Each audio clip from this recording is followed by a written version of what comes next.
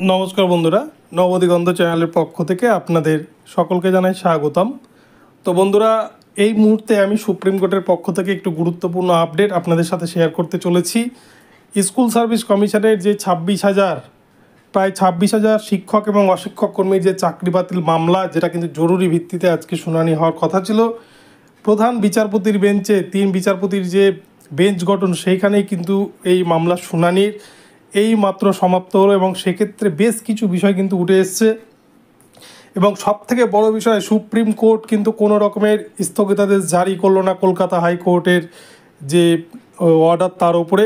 তো আপনাদেরকে বিস্তারিত এই ভিডিওর মাধ্যমে জানাবো, তো আপনারা সম্পূর্ণ ভিডিওটি স্কিপ না করে প্রথম থেকে শেষ পর্যন্ত দেখতে থাকুন। এই আজকের যে জাজমেন্ট, সেই জাজমেন্টে বিচারপতি DY চন্দ্রচূড় তিনি কী প্রশ্ন করেছেন স্কুল সার্ভিস কমিশন এবং রাজ্য সরকারের উদ্দেশ্যে, এবং এই সমস্ত বিস্তারিত আপনাদের জানাবো।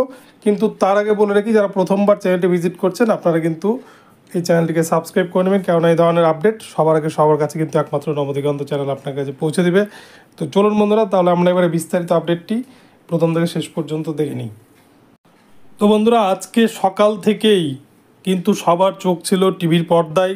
আজকে শুধু পশ্চিমবঙ্গ নয়, গোটা ভারতবর্ষের কিন্তু লোক আজকে সুপ্রিম কোর্টের দিকে তাকিয়েছিল, কেননা আজকে কিন্তু পশ্চিমবঙ্গর মতো একটা রাজ্য থেকে প্রায় 25,753 জন প্রার্থীর তাদের কিন্তু চাকরি বাতিল করেছে কলকাতা হাইকোর্টের বিচারপতির বেঞ্চ, যেটা কিন্তু যে বেঞ্চ সুপ্রিম কোর্টই কিন্তু গঠন করে দিয়েছিল। তাই ভীষণ তাৎপর্যপূর্ণ এই মামলা, আজকের যে মামলা, সেখানে কিন্তু 25,753 জন যারা ইন সার্ভিস ছিলেন একসময়, তাদের বেতন বন্ধ করে দিয়েছে এবং তার সাথে সাথে তাদের পুরো প্যানেল ক্যান্সেল করে প্রথম থেকে নিয়োগ প্রক্রিয়া শুরু করতে বলেছেন, রিটেন এক্সাম থেকে আরম্ভ করে সম্পূর্ণ কিছু। তো এই যে গুরুত্বপূর্ণ যে নির্দেশ কলকাতা হাইকোর্টের, সেই রায়কে চ্যালেঞ্জ জানিয়ে রাজ্য সরকার তথা স্কুল সার্ভিস কমিশন এবং তার সাথে সাথে কিন্তু ABT এর মতো একটি সংস্থাও কিন্তু এখানে সুপ্রিম কোর্টে পার্টি হয়েছিলেন, যে এই সমস্ত 25,753 জনের মধ্যে যারা যোগ্য, যে 19,000 প্রার্থী যোগ্য রয়েছেন, তাদের চাকরিটা যেন সুপ্রিম কোর্ট ফিরিয়ে দেয়, তাদের যাতে কোনো রকম বেতন বন্ধ না হয়, তাদের চাকরিতেই যেন কোনো রকমের ছেদ না পড়ে, তাদের PF গ্র্যাচুইটি এই সমস্ত বিষয়ে যাতে কোনো রকম কোনো ছেদ না পড়ে ভবিষ্যতে, সেই সমস্ত বিষয়কে মাথায় রেখেই কিন্তু তারা সুপ্রিম কোর্টে দ্বারস্থ হয়েছিলেন। এবং আর্জেন্ট বেসিসে মামলাটি কিন্তু আজকে রাখা ছিল বিচারপতি DY চন্দ্রচূড়ের বেঞ্চে, যিনি কিন্তু সুপ্রিম কোর্টের প্রশাসনিক প্রধান। সেই প্রধান বিচারপতির যে 3 বিচারপতির বেঞ্চ গঠন, সেখানেই কিন্তু আজকে এই মামলার শুনানি হয়েছে। এই মাত্র একটি খবর উঠে এসেছে। তো আজকে এই মামলাটি ঠিক শেষের দিকে কিন্তু উঠেছিল এবং সেক্ষেত্রে স্কুল সার্ভিস কমিশনের পক্ষ থেকে স্কুল সার্ভিস কমিশনের আইনজীবী রাকেশ দ্বিবেদী স্যার, তিনি কিন্তু প্রথমে প্রশ্ন তোলেন বিচারপতি চন্দ্রচূড়ের সামনে। তিনি বলেন যে হুজুর, এখানে কিন্তু 8,000 জনের জালিয়াতি ধরা পড়েছে, কিন্তু সেক্ষেত্রে আরও এর সাথে 19,000 জনকে এক্সট্রাভাবে তাদেরকে কিন্তু এখানে শাস্তি দেওয়া হচ্ছে, তাদের চাকরি বাতিল করা হয়েছে। তো এক্ষেত্রে এই বিষয়টা কেন? তখন কিন্তু বিচারপতি চন্দ্রচূড় তিনি প্রশ্ন করেন যে দুর্নীতি হয়েছে, তাহলে আপনারা কেন এখানে নিউ মেমোরি পোস্টের অনুমোদন করেছেন? সরকার কি করে নিউ মেমোরি পোস্টের অনুমোদন করতে পারে, এই বিষয়টা কিন্তু জানতে চান। এবং এর সাথে সাথে স্কুল সার্ভিস কমিশন তারা কিন্তু বলে যে আমরা কিন্তু যোগ্য অযোগ্য লিস্ট তৈরি করতে রাজি, আপনারা চাইলে কিন্তু যোগ্য অযোগ্য লিস্ট দিতে পারি। তখন কিন্তু বিচারপতি চন্দ্রচূড় তিনি বলেন, যেখানে OMR সিটই নষ্ট করে দিয়েছেন আপনারা, সেখানে আপনারা যোগ্য অযোগ্য বাঁচবেন কি করে?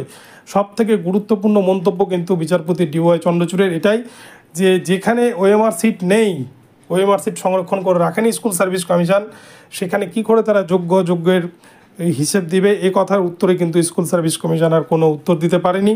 ফলে এক কথায় বলতে গেলে বিচারপতির কলকাতা হাইকোর্টে যে বিচারপতি দেবাংশু বসাকের যে জাজমেন্ট, সেই জাজমেন্টের ওপর কোনো হস্তক্ষেপ করলো না সুপ্রিম কোর্ট। এবং এর সাথে সাথে বিচারপতি DY চন্দ্রচূড় তিনি আরও বলেছেন, যখন কোর্টের কিছু করার থাকে না, যখন অযোগ্য যোগ্যকে বাছাই করা যায় না, তখনই কিন্তু এ ধরনের একটা গুরুত্বপূর্ণ পদক্ষেপ গ্রহণ করতে হয় আদালতকে। তো এমন গুরুত্বপূর্ণ নির্দেশ কিন্তু দিয়েছেন আজকে বিচারপতি DY চন্দ্রচূড় স্যার। আমি আপনাদেরকে গতকালকে রাত্রেই কিন্তু বলেছিলাম একটা ভিডিওতে যে আমাদের পার্শ্ববর্তী রাজ্য, সেই রাজ্যের কিন্তু প্রায় 400 জনের মতো ক্যান্ডিডেটের দুর্নীতি ধরা পড়লো। পুরো কিন্তু 10,000 জনের প্যানেলকে বাতিল করে দিয়েছিলেন সুপ্রিম কোর্টের প্রশাসনিক প্রধান DY চন্দ্রচূড় স্যার 2021 সালে। তো সেক্ষেত্রে বিচারপতি দেবাংশু বসাকের যে জাজমেন্ট, সেই জাজমেন্টকে কিন্তু গুরুত্বপূর্ণ এবং তাৎপর্যপূর্ণ মনে করেছেন বিচারপতি DY চন্দ্রচূড় স্যার। তিনি কিন্তু কোনো রকমের কোনো হস্তক্ষেপ করেননি এবং কোনো রকমের স্থগিতাদেশ জারি করেননি। এই যে অর্ডার, তার উপরে বেতন বন্ধ সহ একাধিক যে বিষয়গুলোকে ইস্যু করেছে বিচারপতি দেবাংশু বসাক, সে তার মধ্যে কিন্তু কোনো বিষয়েই হস্তক্ষেপ করল না সুপ্রিম কোর্ট। এবং এছাড়াও বিচারপতি ধনঞ্জয় ওয়াই চন্দ্রচূড় তিনি কিন্তু আরও বলেন যে প্যানেল বহির্ভূত নিয়োগ এবং এক্সিট ভ্যাকান্সিতে নিয়োগ, সেগুলো কিন্তু বিশাল ধরনের দুর্নীতি। তাই কোনো রকমের সমস্ত রকমের প্রমাণ পেয়ে কিন্তু কোনো রকমের হস্তক্ষেপ করলো না সুপ্রিম কোর্ট। তবে আজকের এই জাজমেন্ট, আজকে যে সুপ্রিম কোর্টের প্রধান বিচারপতির যে 3 বিচারপতিকে নিয়ে যে বেঞ্চ গঠন, সেখানে যে পর্যবেক্ষণ করেছেন বিচারপতি, তার ফলে কিন্তু এখানটায় মনে হচ্ছে যে এই মামলায় হয়তো রায় চেঞ্জ হচ্ছে না। কেননা তাহলে কিন্তু আজকেই আপাতত একটা স্থগিতাদেশ জারি করতেন বিচারপতি, কিন্তু সেরকম কিন্তু কোনো স্থগিতাদেশের বিষয়টা দেখা যায়নি। এবং তার সাথে সাথে উল্টে আরও রাজ্য সরকার এবং স্কুল সার্ভিস কমিশনকে কিন্তু তুলোধুনা করেছেন বিচারপতি DY চন্দ্রচূড় স্যার। তো আগামী সোমবার এই মামলার কিন্তু আবারও পরবর্তী শুনানির দিন নির্ধারণ করেছেন সুপ্রিম কোর্টের প্রধান বিচারপতি DY চন্দ্রচূড় স্যার। আগামী সোমবার কিন্তু এই মামলার চূড়ান্ত শুনানি হতে চলেছে এবং এই মামলা প্রসঙ্গে কিন্তু হয়তো সেই দিনই 25,753 জন প্রার্থী, তাদের কিন্তু চূড়ান্ত ভাগ্য নির্ধারণ হয়ে যেতে পারে। অপরপক্ষে যাদের সাদা খাতা বা সাদা OMR প্রকাশিত হচ্ছে, যে 5,000 জনের সাদা খাতা ধরা পড়েছে, তাদের সহ কিন্তু নিয়ম বহির্ভূত নিয়োগ এবং এক্সিট ভ্যাকান্সিতে নিয়োগ যারা করছে, র্যাঙ্ক জাম্প করে নিয়োগ করছে, এদের সাথে এই যে 7,150 জন ক্যান্ডিডেটকে যে 12% সুদের হারে তাদেরকে যে বেতন ফেরত দিতে নির্দেশ দিয়েছেন 4 সপ্তাহের মধ্যে বিচারপতি দেবাংশু বসাকের ডিভিশন বেঞ্চ, সেখানেও কিন্তু সুপ্রিম কোর্ট কোনো রকমের হস্তক্ষেপ করলো না। ফলে এক কথায় কিন্তু বলা যেতে পারে যে এই যে 25,753 জন প্যানেলের বিরুদ্ধে যে রায় দিয়েছেন কলকাতা হাইকোর্টের বিচারপতি, সেই রায়কেই কিন্তু এক প্রকারের স্বাগত জানালেন সুপ্রিম কোর্টের 3 বিচারপতির বেঞ্চ এবং সুপ্রিম কোর্টের প্রশাসনিক প্রধান। ফলে কিন্তু এই রায়ই আগামীতে বহাল থাকবে বলে মনে হচ্ছে সুপ্রিম কোর্টে। তাই 25,753 পোস্ট হয়তো আগামীতে নতুন করে ফ্রেশ রিক্রুটমেন্টের মাধ্যমেই, যেটা বিচারপতি দেবাংশু বসাক নির্দেশে, সেইভাবেই কিন্তু হয়তো পূরণ করা হতে পারে। তো আগামী সোমবার কী হয় সেটাই কিন্তু সবথেকে গুরুত্বপূর্ণ বিষয়। আগামী সোমবারই কিন্তু এই 25,753 প্রার্থীর চূড়ান্ত ভাগ্য নির্ধারণ। তো বন্ধুরা, ভিডিওটি এখন এখানেই রইল। ভিডিওটি ভালো লাগলে চ্যানেলটিকে সাবস্ক্রাইব করবেন এবং আমার ভিডিওতে লাইক শেয়ার কমেন্ট করতে কিন্তু ভুলবেন না। ধন্যবাদ।